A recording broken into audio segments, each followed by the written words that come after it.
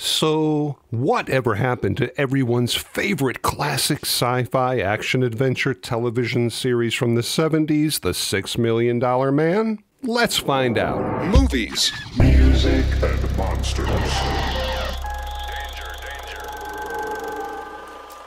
Hey guys, Dan Monroe here, talking about movies, music, and monsters. The $6 Million Man. Okay guys, buckle up. This is gonna be a good one. Special thanks to Kelly Mark Delcom of Block 4 Studios, Amanda Rogers, curator of the online $6 Million Man The Classified exhibit, and Chris Blaine for supplying a ton of photos and information about this show that I now get to share with all of you guys. So grab your bionic arm and your exploding Oscar Goldman briefcase and let's dive in.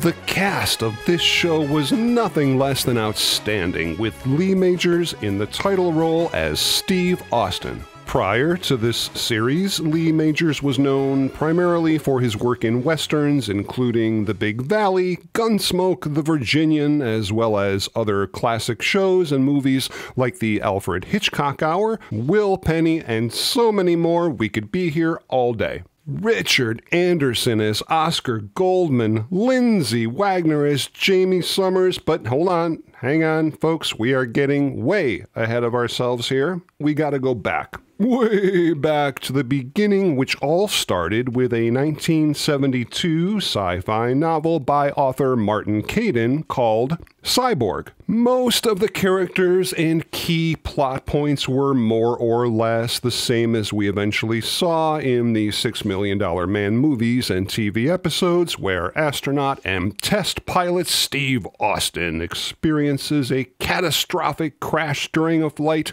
and is rebuilt into the world's first bionic man. The novel, Cyborg, which was published in 1972, was an enormously popular bestseller which spawned 3 novel sequels, Operation Nuke, High Crystal, and Cyborg 4.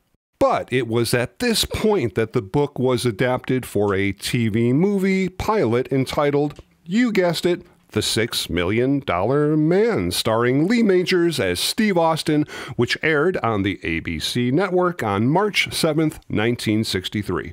This first iteration of the $6 Million Man had some pretty major differences from what we ended up getting on the series. Most notably, the Oscar Goldman character wasn't there. Instead, we got Oliver Spencer, played by Darren McGavin, who would 1 year later go on to hunt vampires and monsters in the awesome, yet short-lived classic TV show called KOLCHAK, The Night Stalker. I've already done a huge deep dive into KOLCHAK. Check it out. Link in the description. In this first pilot, Martin Balsam was the first of 3 actors to play Rudy Wells, followed by Alan Oppenheimer, and finally, Martin E. Brooks. Needless to say, this first movie was an enormous success. So much so that it was not only nominated for a Hugo Award, but the network executives pushed out not 1, but 2 more $6 Million Man TV movies that same year, all within an 8-month period. The second made-for-TV film, called Wine, Women and War, aired in October of that same year, finally introduced the character of Oscar, and now with Alan Oppenheimer playing the role of Rudy Wells. This second TV film was written by the legendary Glenn A. Larson, who was also an executive producer on the third TV film, and was responsible for more TV blockbusters back in the day than you could shake a bionic stick at. Battlestar Galactica, Buck Rogers in the 25th Century, BJ and the Bear, Magnum P.I., The Fall Guy, Knight Rider, and so many more. We could be here all day. Then, 1 month later, there was a third TV movie released called The Solid Gold Kidnapping, and like Lost in Space and a lot of other TV pilots at the time, these 3 TV movies were eventually later split up and incorporated into the actual television series. The very first episode of the $6 Million Man series aired on January 18th, 1974. When I started, there were only 3 networks in the United States. And it was a very competitive time because only so many shows could get on the air. It was a show that really, I'm kind of proud of the fact that it was a show that from grandparents down to grandsons could gather and watch the show together. Steve Austin, in these earlier episodes, would go on spy missions for the OSI, which was originally called the OSO in the TV movies, real James Bond kind of stuff. The opening credits from the show has to be, without a doubt, one of the most memorable sequences from any television series from that time. Steve Austin, a man barely alive. It's kind of cool. The narrator who delivered that line was none other than series producer Harve Bennett, who was an extremely successful producer with such incredible titles under his belt, like The Mod Squad, Rich Man, Poor Man, and of course Star Trek II, The Wrath of Khan. Richard Anderson himself, who played Oscar Goldman in the show, then provided the classic narration of, "Gentlemen, we can rebuild him. Better, stronger, faster." And then they say, "We got a job over there." I remember Guy Steiner said it's called a $6 million man. Well, they had replaced the actor who was doing it, McGavin. Nothing, he's a wonderful actor. So I put on these dark glasses. The next day, the producer came over, he says, ABC looked at you and they said, "This guy is perfect." So that's where it started, the $6 million man. Writer and producer Kenneth Johnson, who was primarily responsible for a ton of other classic TV shows like The Incredible Hulk, V, and Alien Nation, added the highly popular and beloved character of Jamie Summers to the show in Season 2 as the Bionic Woman. According to Lee Majors himself, the character of Jamie Summers was added to the show because he was, quite frankly, getting a little bored and wanted to add an interesting love interest to the series as the Bionic Woman. But that, my friends, is the topic of a whole nother video in the future, so stay tuned for that. Interesting, Lee Majors had a few special requests when it came to the show itself. First off, no killings and no blood.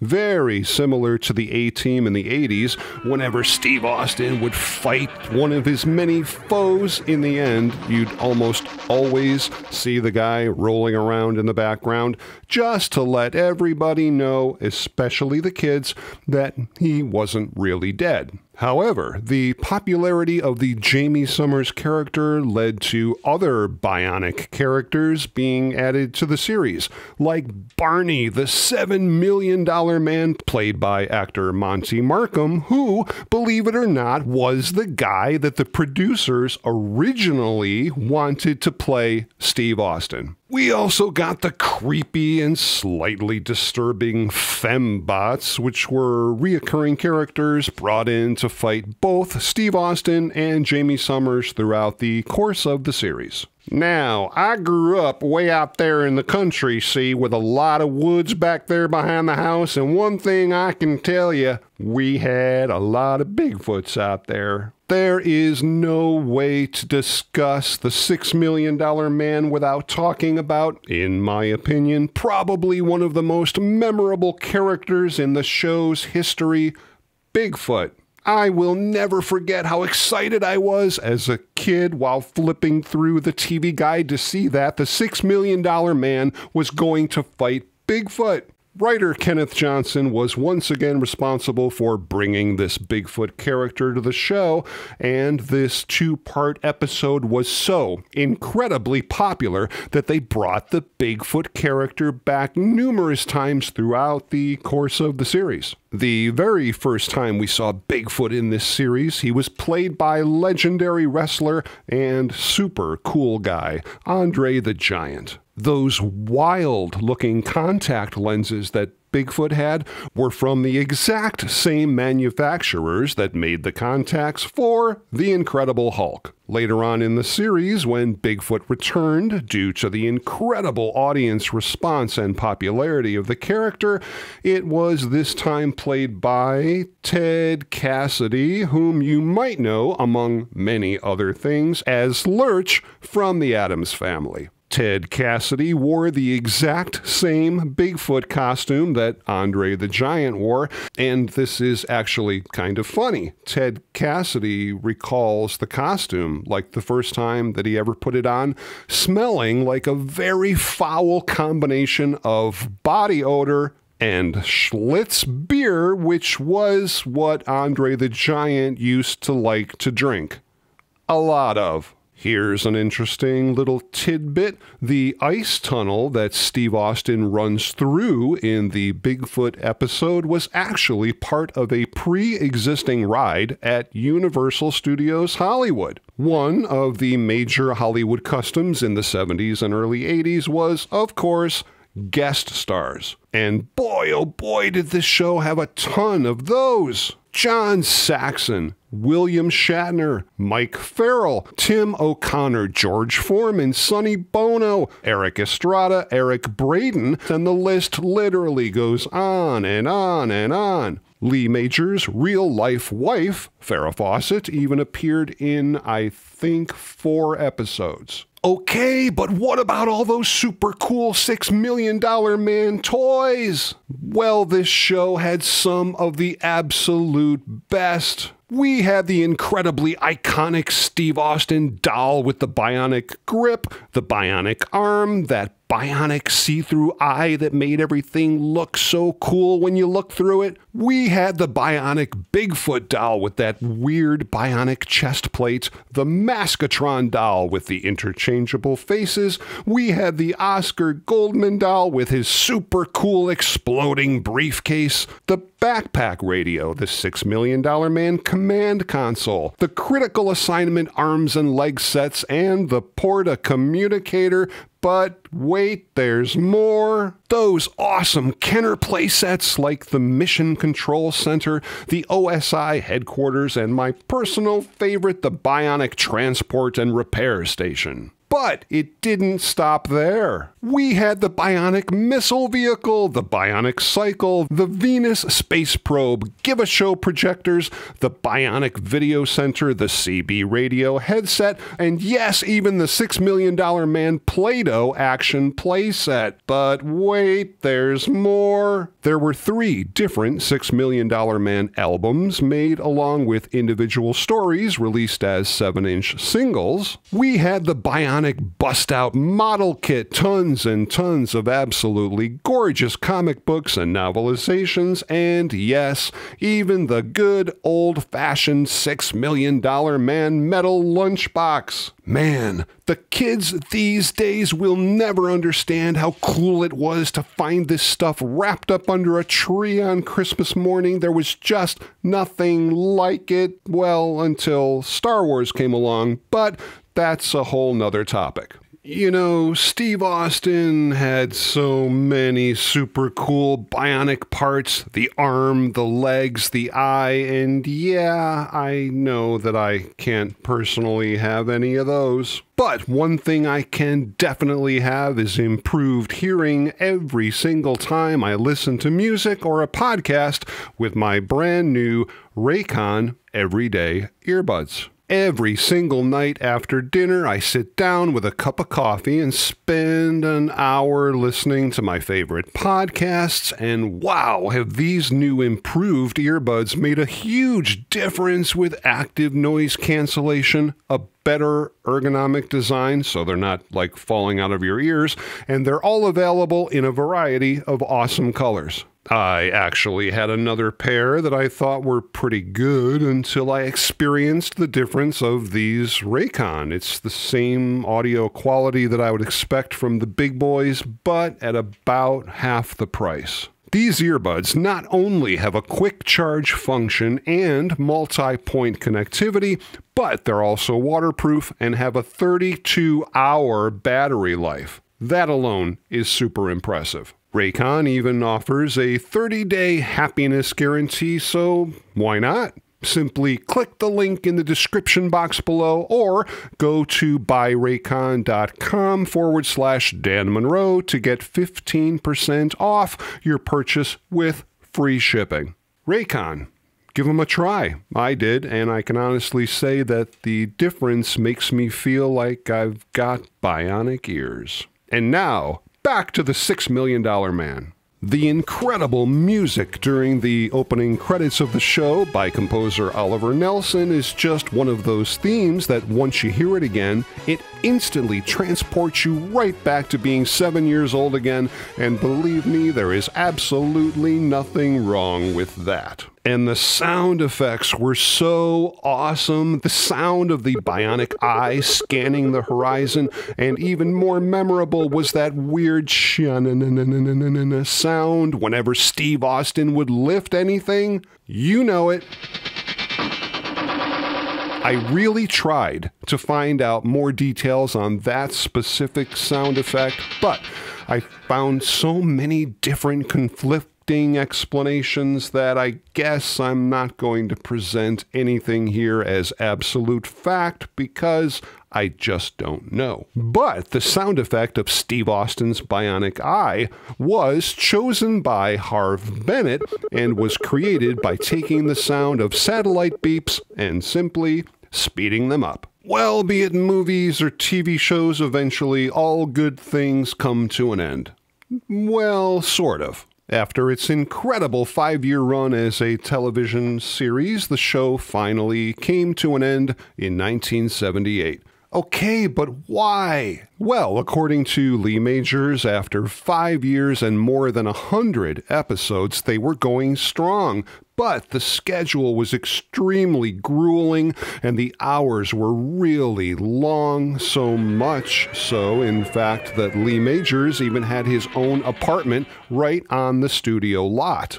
So, in short, he basically had enough, and not really having a life for 5 years, wanted to simply spend some time at home with his wife, Farrah Fawcett. Okay, yeah, I guess that's a pretty good reason. Well, the $6 Million Man came and the $6 Million Man went, but that certainly wasn't the end of this unbelievably popular franchise. Between 1987 and 1994, there were 3 additional made-for-television movies called The Return of the $6 Million Man and the Bionic Woman in May of 1987, directed by Ray Austin. Bionic Showdown, The $6 Million Man and the Bionic Woman, released in April 1989 and directed by Alan J. Levy. And finally, Bionic Ever After in November of 1994, directed by Steve Stafford. And this particular movie was meant to be more or less a bookending finale to the entire franchise. I'm not going to go too deeply into the 3 made-for-TV movies that came after the series ended because, as you know, that's the topic of another video. Okay, but what about all those incredible costumes and props from the show? Well, believe it or not, there's actually a lot of really cool stuff floating around out there. In 2019, which was the 45th anniversary of the $6 Million Man, one of the largest collections ever assembled of costumes and props from the series was on display at the Classified exhibit, which was formerly housed at the Hollywood Museum in Los Angeles, California. And yes, even Lee Majors himself was there for the ribbon-cutting ceremony. Unbelievable stuff from the show, including the original red jacket from Lee Majors' jumpsuit,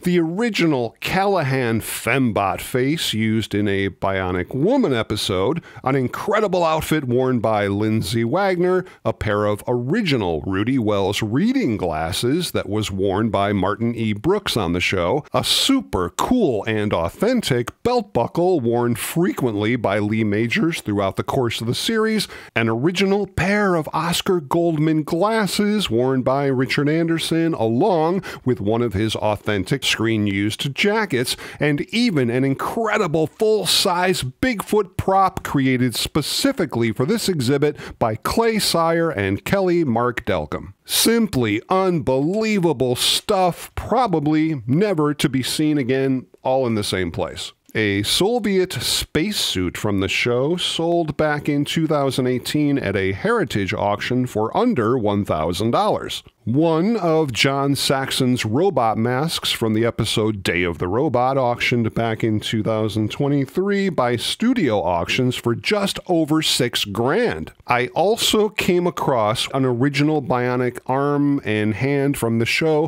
which was auctioned off again by Studio Auctions in 2024, going for over $21,000. This was not the arm and hand that was used in the now legendary opening credits. And how do I know that? Because this is the actual hand prop that all of us saw during those years of the $6 Million Man's amazing opening credits. I mean, how cool is that? This hand was once owned by the late Greg Jean and now in the possession of a private collector, and even more interesting is that this hand wasn't even made for the $6 Million Man show at all. The bionic hand and the foot from the opening credits was actually made for a film back in 1971 called The Beguiled, starring Clint Eastwood. So basically, someone was just like, hey, we need a hand and a foot. Somebody go grab one. And that's exactly what they did. It's just so unbelievably awesome that so much of this really cool stuff from the $6 Million Man still exists and lovingly cared for currently in mostly private collections. But whatever happened to the enormous Bigfoot costume after the show? Well, sad to say, it simply no longer exists. This show was so incredibly popular with the fans that it even got its own convention called Bionicon. The first Bionicon took place in Tampa, Florida in 2006 with Lindsay Wagner, Richard Anderson, and Kenneth Johnson. The second Bionicon took place in Los Angeles in 2007 with Richard Anderson, Martin E. Brooks, Jennifer Darling, and Kenneth Johnson, plus the majority of the entire cast from Buck Rogers and the 25th Century. It would have been awesome. This was actually going to be Lee Majors' very first convention appearance, but unfortunately, due to some financial arrangement mishap with his promoter, Lee Majors canceled just minutes before his appearance. Even though the release of this show on home media was withheld for several years due to copyright issues regarding the original novel, Time Life, under the license of Universal, released the complete series box set of The $6 Million Man on DVD for the first time in November 2010. This enormous 40-disc set contained all 99 episodes of the show, as well as the 3 pilot films and the 3 reunion made-for-TV movies. The complete $6 Million Man series was finally released on an enormous 33-disc Blu-ray set in July of 2022, containing just about everything you could possibly want and in glorious high definition. Now, if you guys want to take a really deep dive into the $6 Million Man franchise, I would highly recommend both Amanda Rogers' Facebook group, Fans of the $6 Million Man and Bionic Woman, and also the Classified Exhibit Facebook page dedicated to most of the remaining props from the show. Links to both are in the description. Okay, but what about all those reboots, remakes, and God help us, reimaginings? Well, thank God there weren't any. but there almost were. In 1995, Kevin Smith, along with Universal Pictures, developed a screenplay, but nothing, thankfully, ever became of that, other than the story was later adapted for the Bionic Man ongoing comic book series, which launched in 2011 by Dynamite Comics. This is bizarre, but in October of 2022, there was a screenplay floating around called The $6 Billion Man, but Dimension Films scrapped the idea when actor Jim Carrey wanted to do it as more or less a comedy with himself in the starring role. Woo! Bullet dodged there, but wait, there's more. In November 2014, it was announced that a feature film, again called The $6 Billion Man, was going into production with Mark Wahlberg set to play Colonel Steve Austin. But there were a lot of issues and drama, and eventually in 2017, the Weinstein Company sold the film's rights to Warner Brothers. The release date just continued to get pushed back further and further until it was eventually simply abandoned. And you know, in a way, I am so glad so many classic movies and television shows have been, in my opinion, simply destroyed with remakes, emphasizing the overuse of the cartoonish CGI, and even worse, inserting political and societal storylines that, again, in my opinion, simply have no right to be there in the first place. But that's just me. The incredible story of the $6 Million Man franchise represents not only its beloved dedication from over 50 years of appreciative and loyal fans, but also gave the audience and fans of the show a positive, uplifting, and adventure-filled story that resonates just as much today as it did back in the 1970s. The $6 Million Man definitely paved the way for some incredible action-adventure series throughout the 1980s, including The A-Team, MacGyver, Magnum P.I., Knight Rider, Miami Vice, Airwolf, The Incredible Hulk, The Fall Guy, and so many more. We could be here all day, but that, my friends, is the topic of another video. I really hope you guys enjoyed that deep dive into the $6 Million Man, and if you did and you like this kind of stuff, please consider subscribing to the channel. I've got a whole ton of new videos coming up really soon that I know you guys are just gonna dig. And please feel free to stop back anytime as we together continue our conversation on movies, music, and monsters. Movies, music, and monsters.